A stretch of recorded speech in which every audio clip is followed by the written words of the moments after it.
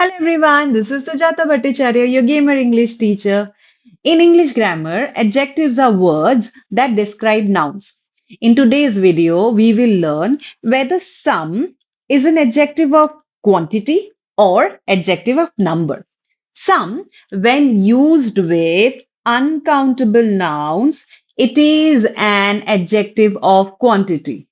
For example, milk, water, advice, these are nouns which cannot be counted.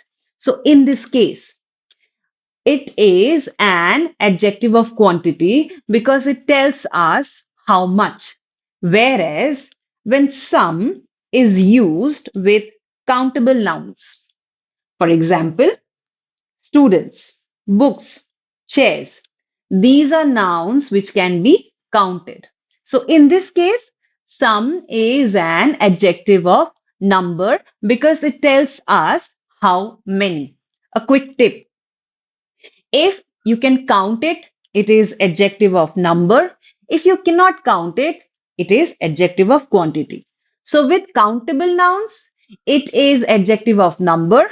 With uncountable nouns, it is adjective of quantity. This is all for today. Toodles.